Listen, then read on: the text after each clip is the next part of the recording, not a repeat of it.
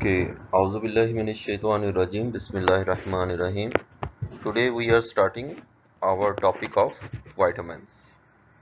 तो आज के टॉपिक में इंशाल्लाह हम विटामिन्स की इंट्रोडक्शन और क्लासिफिकेशन करेंगे। विटामिन्स जो है आजकल हम डेली बेसिस पे बहुत अरसे से हम देखते आ रहे हैं, बचपन से देखते आ रहे हैं कि हम जैसे अपनी डाइट लेते हैं, जैसे ग़िज़ा खाते हैं, जैसे रोटी खाते हैं, चावल खाते हैं, वैसे ऑलमोस्ट तकरीबन सभी घरों में डेली बेसिस पे विटामिन्स की टैबलेट्स, सिरप्स या इंजेक्शंस की फॉर्म में विटामिन्स लगाए जा रहे होते हैं विदाउट एनी डिजीज और विदाउट एनी नॉन इंडिकेशन। तो इसका भी हम रोल देखेंगे कि विटामिन्स जो है आया कि क्या हमारे लिए इतने इम्पोर्टेंट हैं, जैसे कि या विटामिन्स की जो क्लिनिकल फॉर्मेशन है, यानी कि मेडिसिन, टैबलेट्स और इंजेक्शंस वगैरह, आया कि वो हमारे लिए ऐसी हैं जैसे कि हमारी डाइट, या इसको हम बाईपास कर सकते हैं इस रूटीन को अपनी। विटामिन्स के साथ दूसरा जो एक कंसेप्ट अटैच है, दैट इज़ कि विटामिन्स जैसे हम लेंगे वैसे ही हमारे अंदर पावर्स आना शुरू हो जाएगी। ठीक है, विटामिन के को हमेशा लिंक किया जाता है पावर के साथ, एनर्जी के साथ। तो विटामिन्स में on the other hand biochemistry के पॉइंट ऑफ व्यू से और मेडिसिन के पॉइंट ऑफ व्यू से इसमें किसी किस्म की कोई कैलोरीज नहीं होती। These are the things without calorie or minimum calorie. तो vitamins आया क्या वाकई ही vitamins के साथ पावर या एनर्जी अटैच है या नहीं है, ये भी चीज़ें देखने वाली हैं। Excuse me. तो इसके अलावा जो एक और करंटली जो एक फिनोमिना हम देख रहे हैं कि vitamins जो हैं वो कोविड जो हमारा करंटली एक पेंडेमिक है, उसमें विटामिन्स की इम्पोर्टेंस जो है वो बहुत ज़्यादा हो गई है। तो स्पेशली विटामिन डी और विटामिन सी और विटामिन ए जो है वो बार बार, चाहे वो हर्बल मेडिसिन है या आपकी होम्योपैथिक मेडिसिन है या एलोपैथी मेडिसिन है या आम नॉर्मल डिस्कशन है, ये सब जगह के ऊपर ये डिस्कस हो रहा है कि जी विटामिन्स आप ज़्यादा लें ताकि कोविड के अगेंस्ट आपकी इम्यूनिटी जो है वो ज़्यादा हो।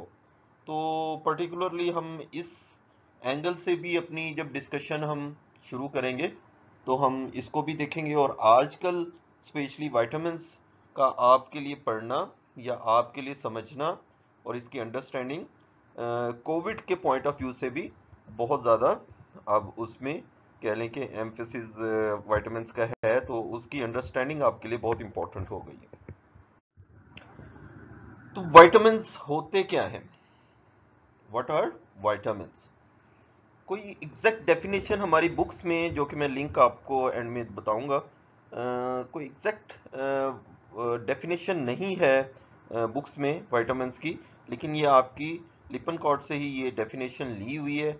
और अगर जैसे स्टूडेंट्स का स्टाइल होता है, तो हम अगर इस डेफिनेशन को ब्रेक करें तो हम इसको इस तरीके से याद कर सकते हैं या इसकी अंडरस्टैंडिंग ले सकते हैं।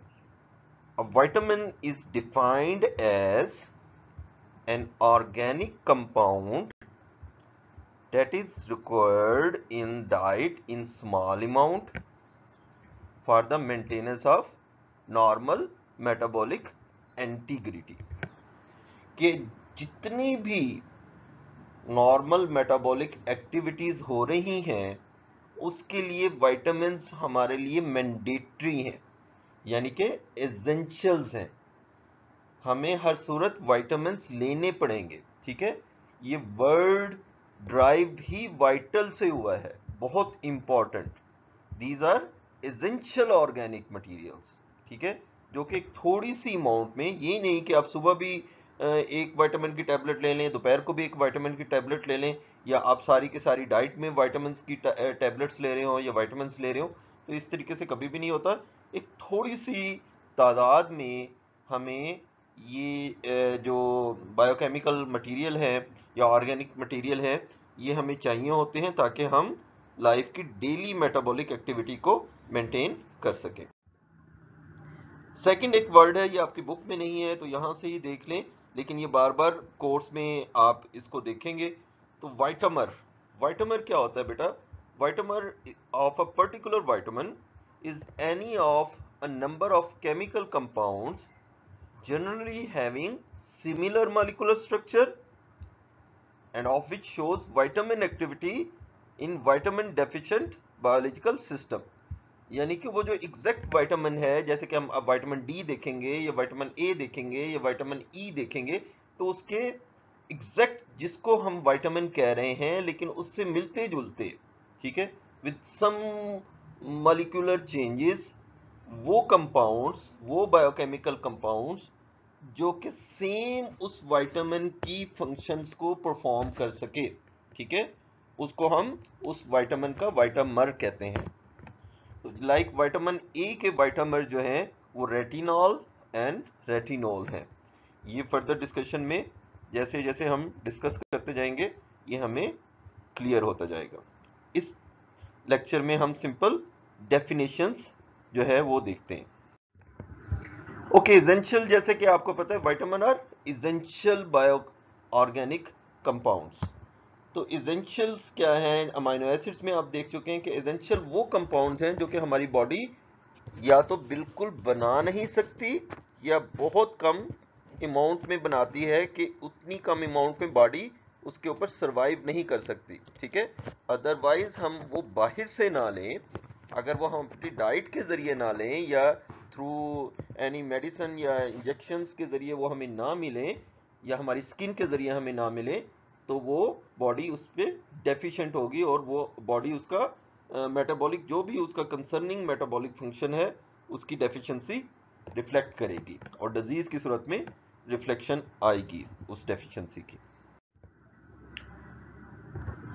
विटामिन जो है वाइटल है और ये टर्म जो है ड्राइव हुई है वाइटल अमाइन से, ठीक है। शुरू शुरू में जैसे जैसे डिस्कवरीज हुई 1913 में डिस्कवरी हुई इसकी, तो उन्होंने कहा कि ये सब ऐसे अमाइंस हैं जो कि बॉडी के लिए विटामिन है, लेकिन बाद में फर्दर डिस्कशन में या फर्दर डिस्कवरीज में पता चला कि सब के सब जो है विटामिन्स वो अमाइंस नहीं होते, ठीक है, ये अमाइंस नहीं होते। तो उन्होंने सिंपली क्या किया, ई को ड्रॉप कर दिया और हम जो है इसको जो है विटामिन जो है वर्ड रहने दिया।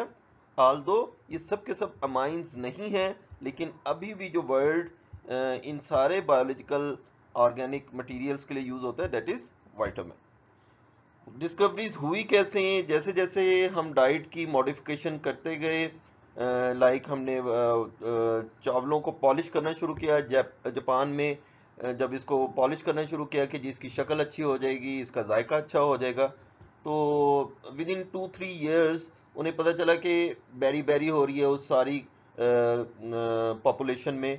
तो उन्होंने रेट्रोग्रेडली जब देखा कि 1912 में या 1910 में तो ये इस किस्म की डिजीज़ यहाँ नहीं थी और अब सबको ये हो रहा है, तो बाद में उन्हें पता चला कि उनके जैसे चावलों का जो छिलका है उसमें एक ख़ास किस्म का विटामिन था।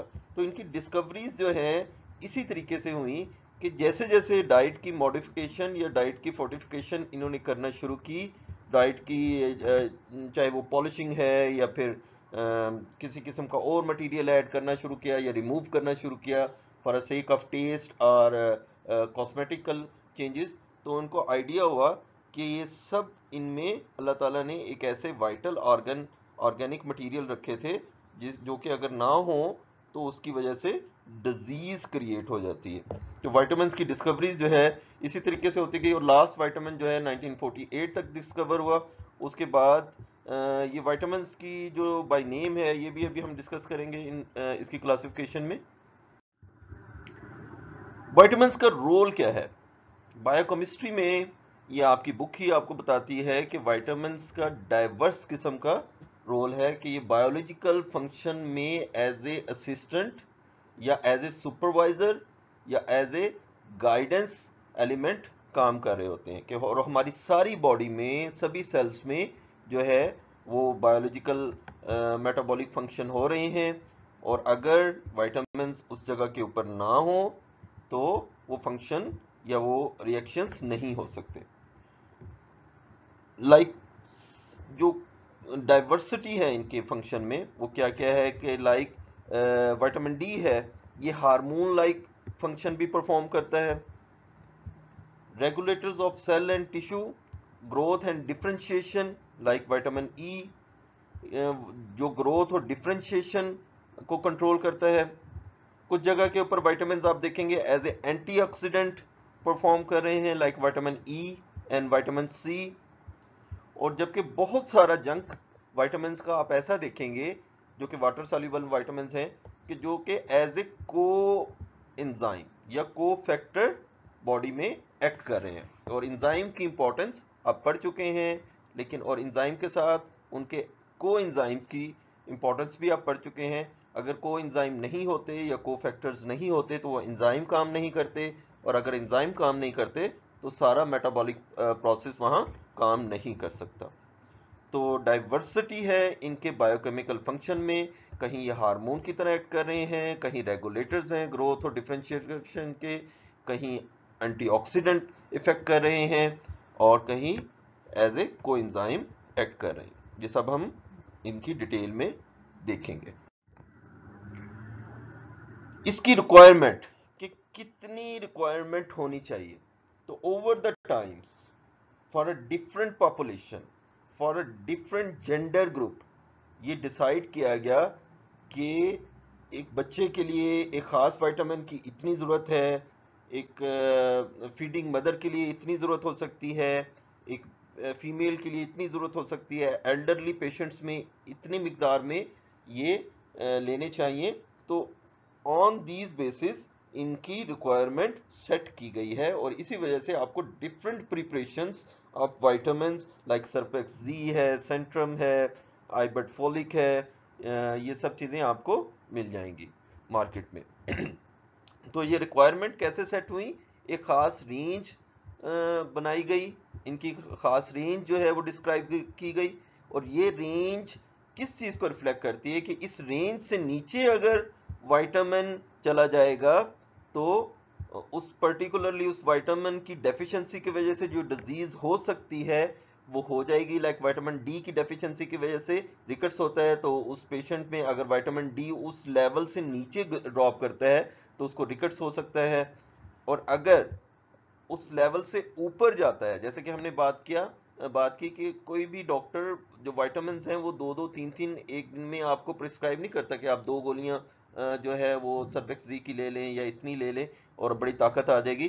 तो इनके टॉक्सिसिटी लेवल भी हैं, और ये टॉक्सिसिटी या डेफिशिएंसी लेवल किस चीज के ऊपर बेस करते हैं, इनकी रेंज। और यही रेंज जो है डिस्क्राइब करती है, और ये रेंज सेट कैसे हुई, डिप्लीशन एंड रिप्लीशन स्टडीज के ऊपर।